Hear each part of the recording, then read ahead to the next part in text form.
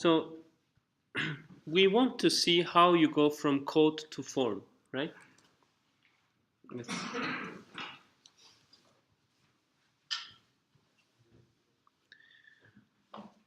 I have a very simple model. And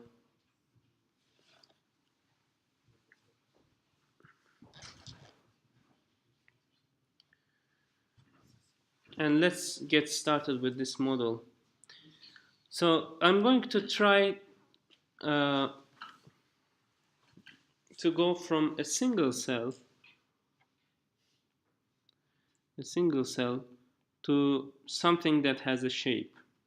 For example, a pentagon.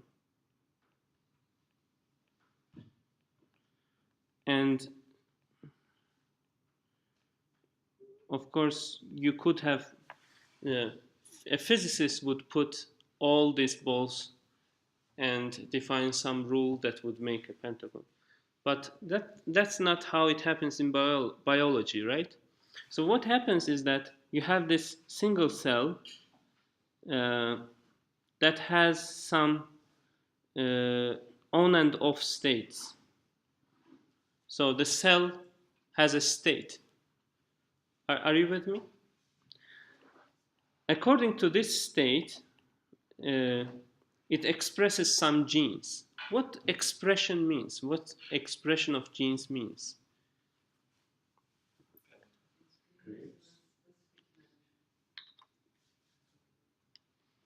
Can I say that it produces the relevant proteins?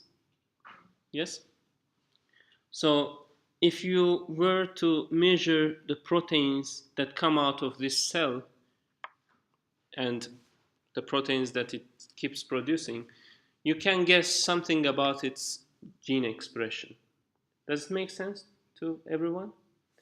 What else cells can do? They can smell those proteins. They can take them in and do something accordingly.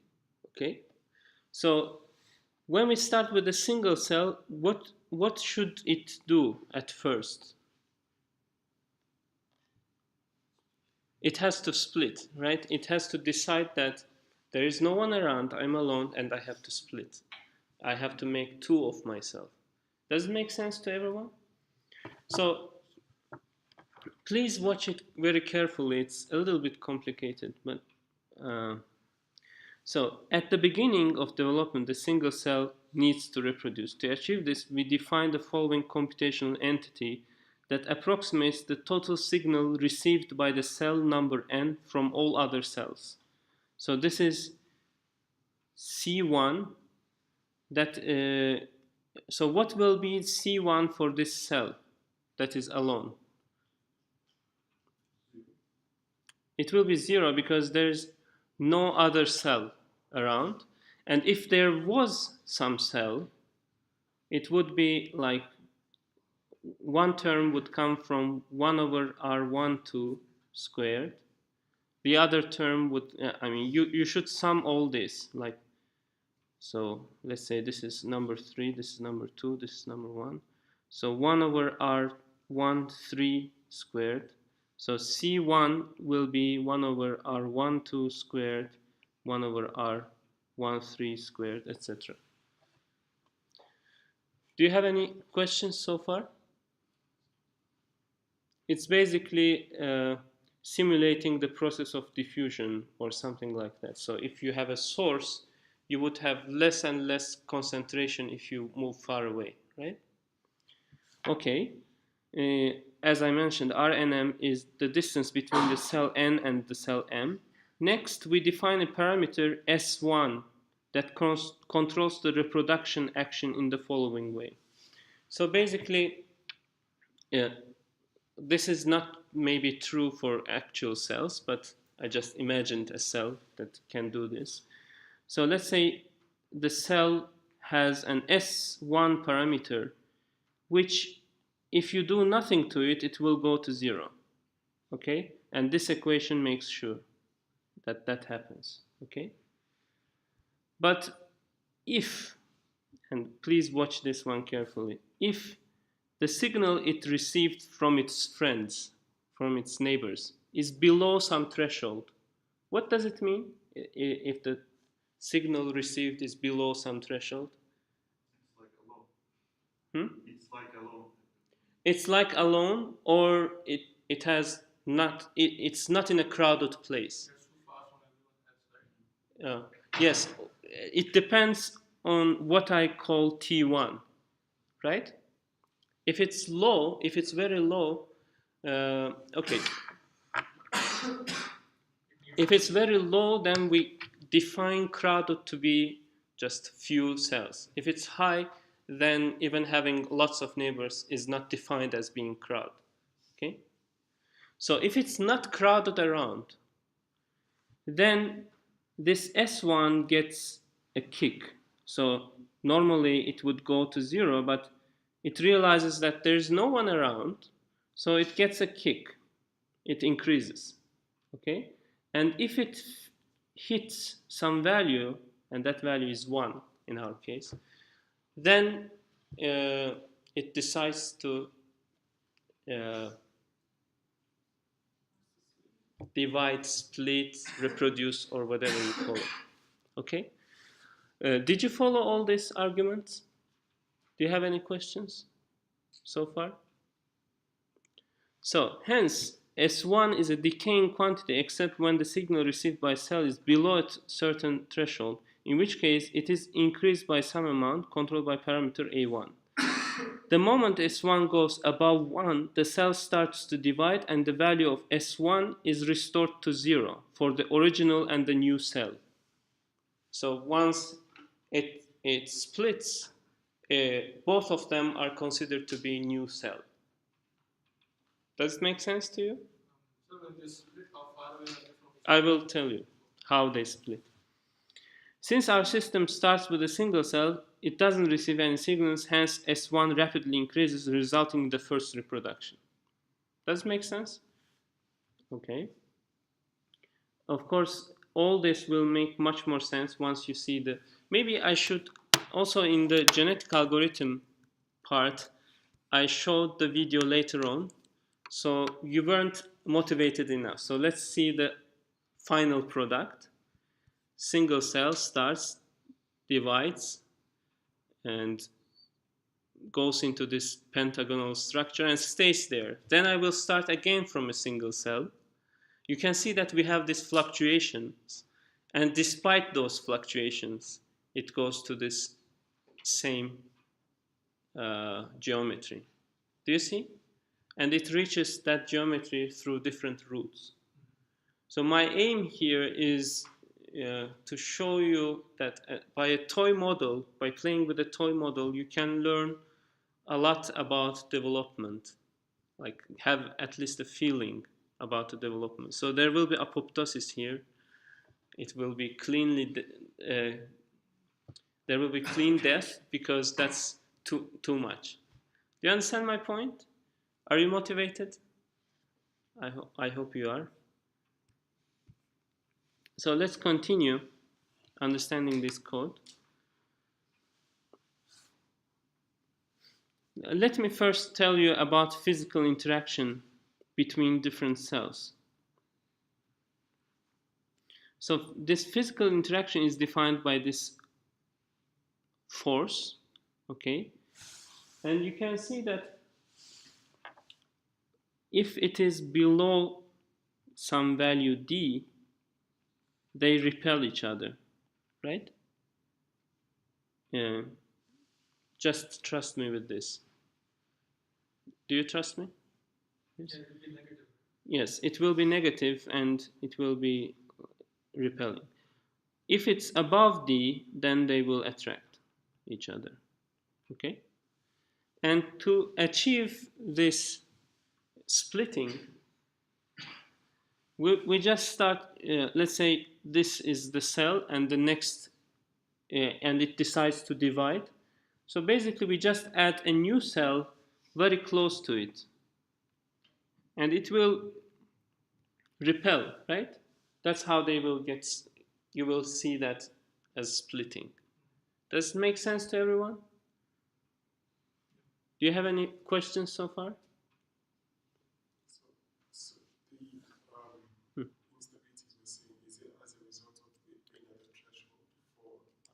instabilities are coming from Langevin dynamics. Do you remember Langevin dynamics from stochastic? So we will include that one too in a moment. So no, it doesn't come from that. If we have zero temperature, then everything will stay still until they decide to divide. Okay.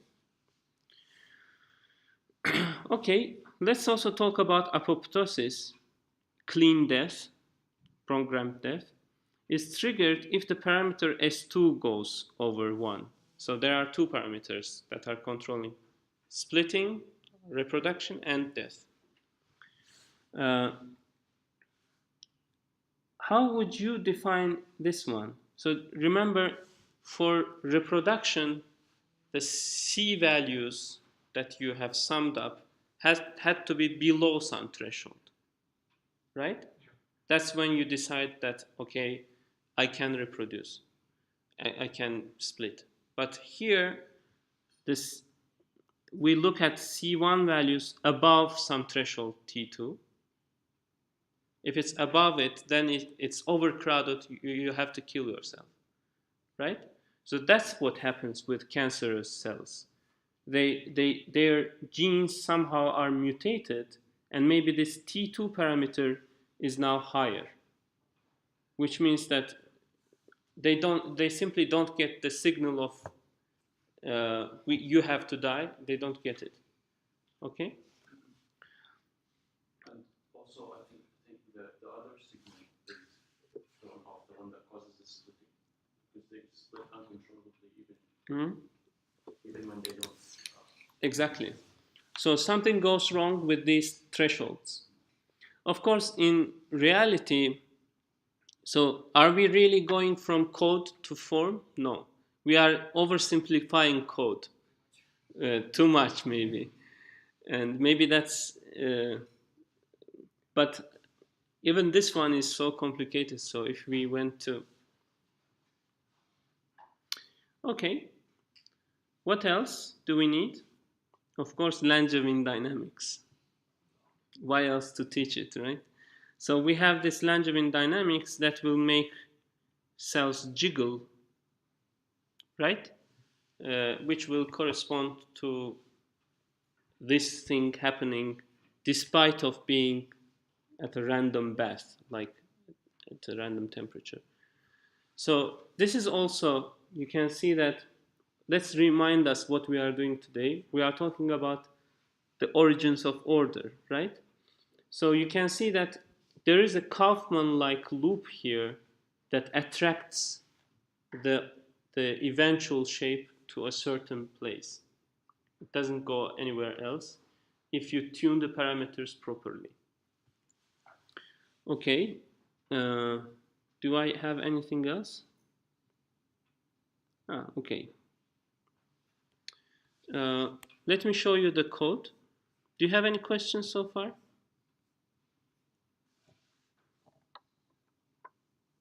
No questions? This is like solving the n-body problem. Mm-hmm.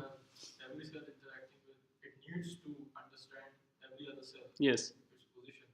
Yes. So for I think we shot 10 maybe, 10 or 11 cells maybe, but 1,000, 10,000. Yes. Right? So do you think in reality this one biological cell that's here? Yes. What is the critical limit of distance Mm-hmm. to which it can scan Mm-hmm. and realize my T2 or T1 are such and such? That's a very good question. Rn, right? It should not know that this cell here does not need to scan my cell right at the bottom. Are you sure it doesn't need to scan that one? This is what I'm asking. Does it or does it okay. not? I think there are different mechanisms, Yeah. and some of the proteins are sent into the bloodstream and they are received all over the body, saying that, okay, guys, I'm doing this, you should be aware of it. Some of them are probably short, have short distance, short range of, and so I think it's different scales and different mechanisms. It's not just one mechanism. Okay, I've heard about some just two words, exosome sensing. Do you know what it is? I've heard that it's the hot new topic related to this. Somehow they sense. Basically, let me tell you something about the cells. They can do anything. Okay? And that's how you should approach it. That's how I approach this model. Like, can a cell do that? Yes, of course. Have you seen the inside of the cell? It's like the city. It has nothing different, nothing short of a complicated, very complicated city. And I expect anything from a cell. So let's. Do you have any other question? So I will try 100 times, starting with single cell. Okay, then clear everything. Okay, and this n is number of cells. Okay, do you have any questions so far? L is apparently the dimension of the box.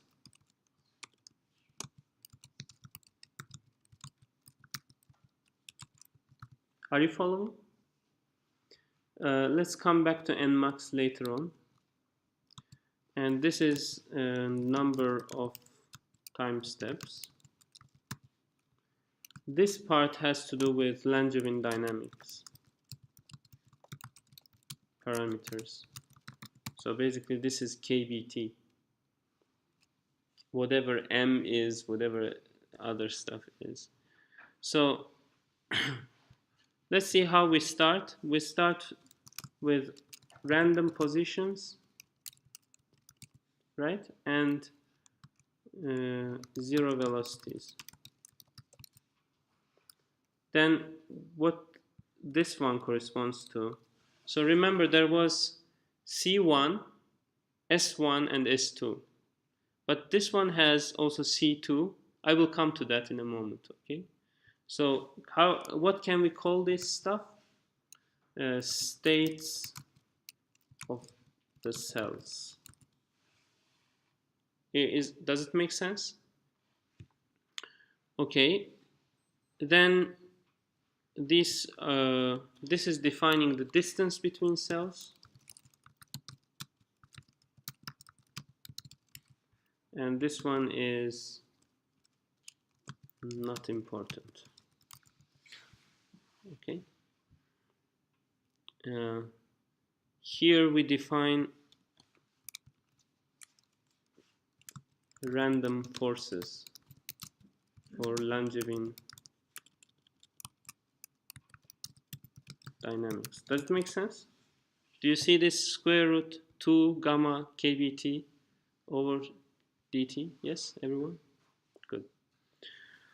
So now we start, and what happens here?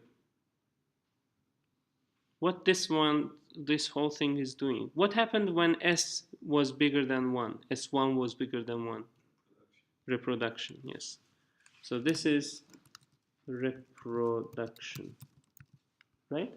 How reproduction occurs? You take n to n plus 1, like it increased by 1, and you set it to 0, and you put it 0.1 away from at a random position. New cell is 0.1 away from its mother. Do you have any questions so far? No? Is it boring? No? Okay. So here we calculate the distances. Calculate distances. Not important. What do we do here?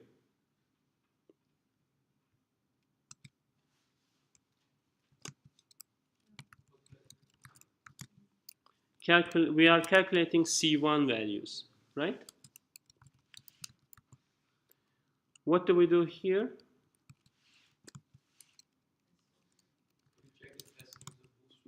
Yes, update S1 if is not crowded. Do you agree? If it's not crowded, then increase, actually not update, but increase S1. So it becomes more and more close to reproduction, right? This one. What this one does, we don't know, because I haven't told you about this one. So I will just skip these parts and skip this part. Okay. What this one does? The death part. Hmm? It dies, right? Yes, increase S2 if it is crowded. So get closer to death. Okay. It's the second threshold. Yes. Yes. Yes. We're checking if S2 is greater than 1 for it to die, right? Yes. So why are we increasing S2 after it's been seen to be greater than 1? Why aren't we decreasing? Because if S2 reaches 1, then the cell will die. So if it's crowded for some time, by the way, the cell would not die immediately if it's crowded. Did you notice that? It will wait. Okay, I'm getting a signal to die, but let's see, maybe it will get less crowded, right? But the same for reproduction. Okay, I'm not sensing anything. Let's wait for a while. Yes, still not anything. Let me reproduce. Do you see? Because I tried the other way, and it's very hard to control it. So basically, these things are called leaky integrate and fire. Leaky integrate and fire, because it integrates, but at the same time it leaks, right? And it fires because whenever it reaches the threshold, it does something. Okay? But do you think it would matter if the splitting or the time itself would be finite? In this case, when you say it splits it miraculously, after one there are two, right? But in actual biology, that it's a very ugly process. They are going and it takes some time. Yeah. I think it matters. Well, do you see that they don't start like two balls separate from each other? They start very closely, and that time it takes for them to get into this, to get into 2V of volume, actually indeed takes time, right? Yeah, it was 0.1. Okay, thank you. Very, very good question. So what this one does? You have an idea? Anyone? Motion, yes. So this is acceleration, right?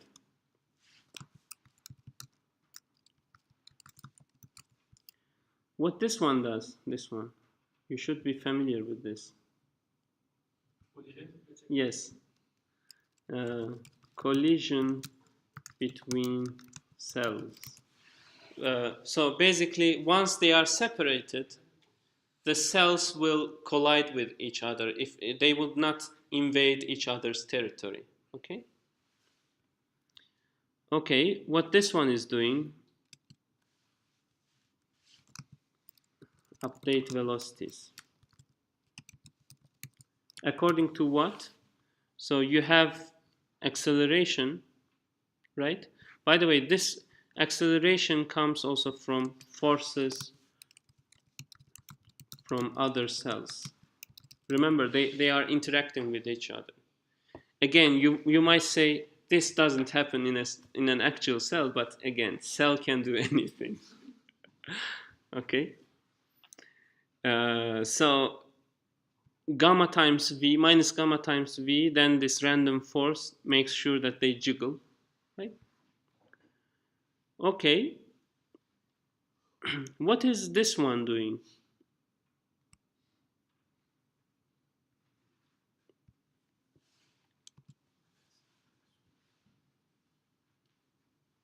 To that. Hmm? Yes. Death of a cell.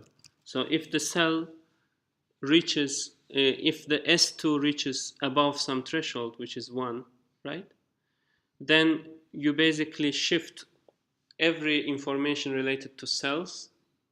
I mean, you take one of them out and shift everything to account for it. Then you take n to n minus 1. Okay. What about this part? This is update positions. What is this one doing?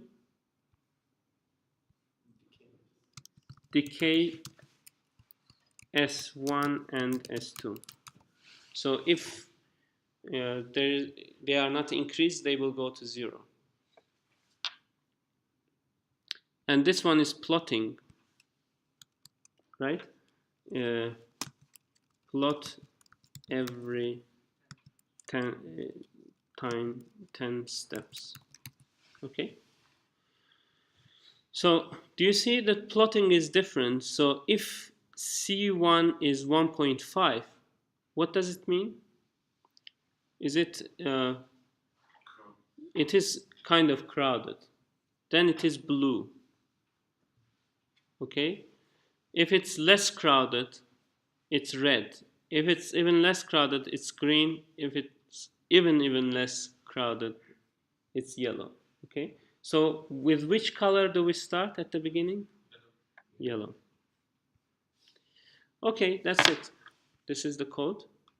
So let's run it. And remember, I have commented out some parts, right? These parts. So let's see what will happen. And depending on what happens, I will uncomment and explain what I'm doing. So I actually want to do something.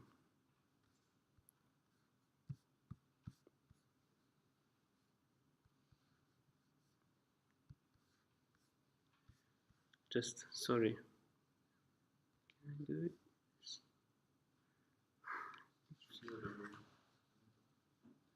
Okay, let me take it out. Now take it. So I promise I will do it. Okay, there you go. So this is a way better experience of MATLAB. So let's start from the beginning. Do you want to watch it very slow at first? So let's watch it very slowly. So giant one cell sniffing out, there is no one. Should I divide? No, let's wait for a while. Still nobody. Maybe I should divide. Yeah. So it divides. Did you see that it became blue because they were really, really close? So now these two are thinking, should we divide? It looks like no one else is around. Maybe one cell. That's called, by the way, quorum sensing. Quorum sensing. So now they are 4.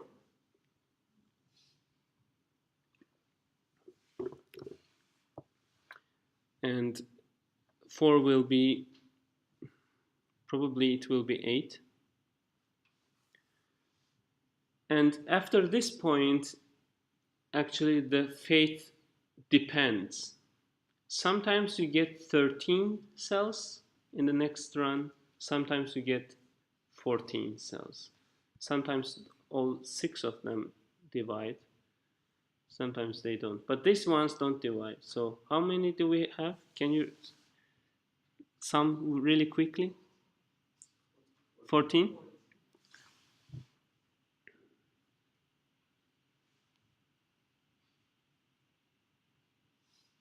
Will it stay like that?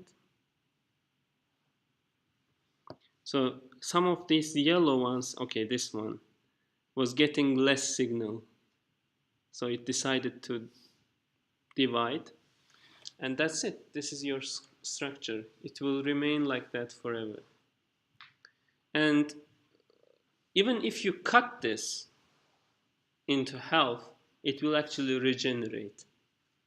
Okay, that's the nice thing about it. So let's watch it faster and see different possibilities.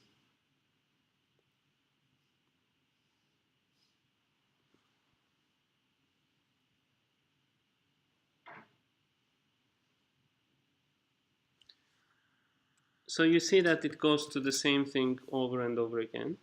Let me actually close apoptosis. Is that okay?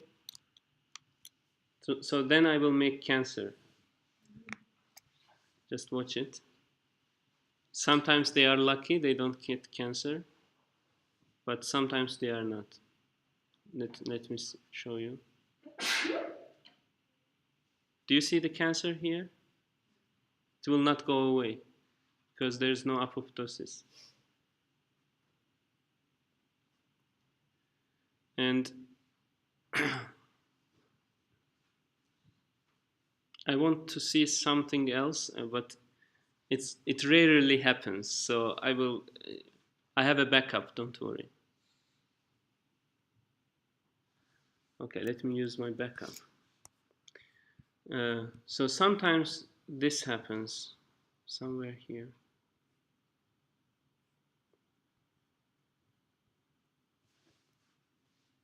Maybe before this.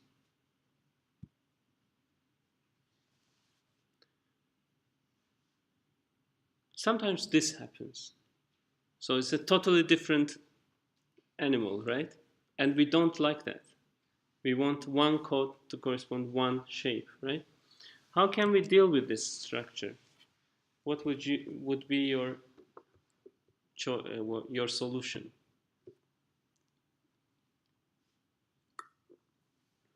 After it has happened. Yeah. How can you avoid this structure happening?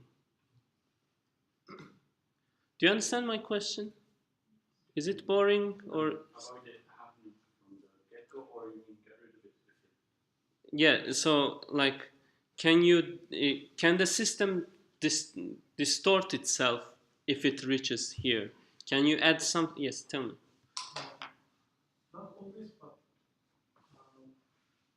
we can make it think it like wrong delivery of message. So we can randomly just kill one of the cells. But notice that there is no one watching over this thing. No, if we add, for example, like every 30 seconds, one cell dies. No.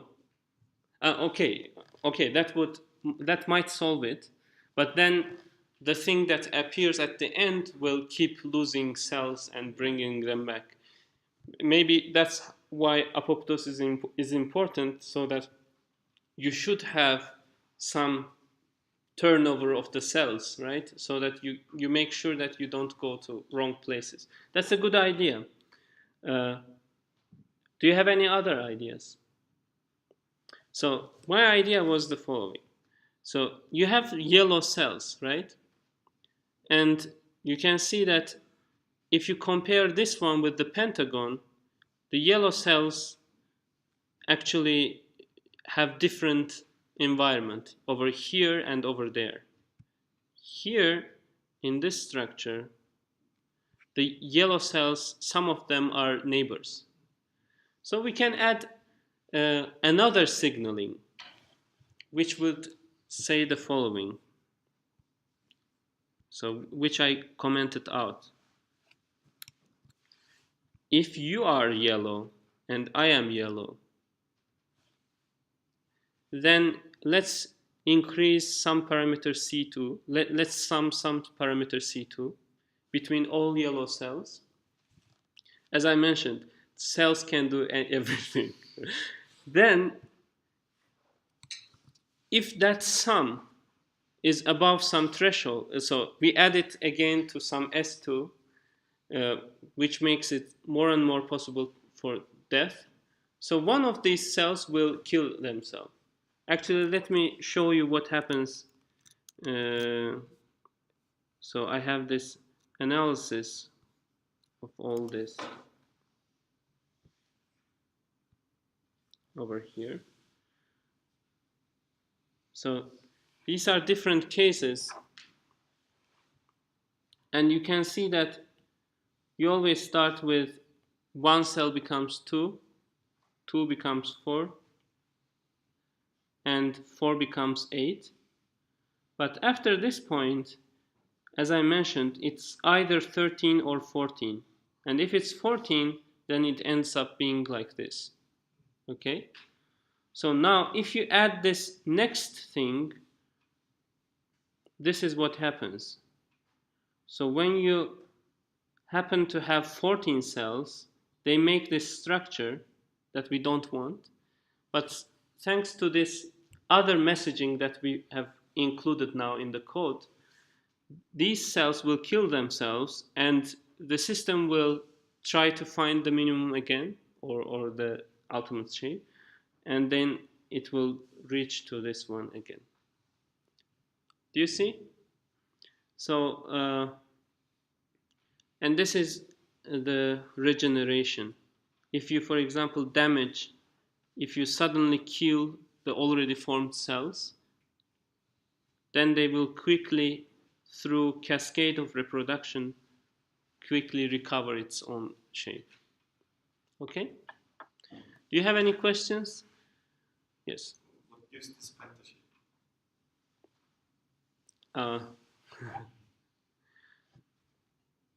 What gives this pentagonal shape? I think it has to do with interactions that I put and the number of the thresholds. So let's play with thresholds and see where it goes. For example, if you increase the threshold, if you increase this threshold, what do you expect to get? Let's remember what that threshold was. Increase S1 if it's not crowded. So our definition of crowded has to do with 0.75. If we define that crowded is not 0.75 but higher value, then it will keep reproducing, right? So we will have bigger organism. Are you ready? I'm making it 175. Okay, let's see.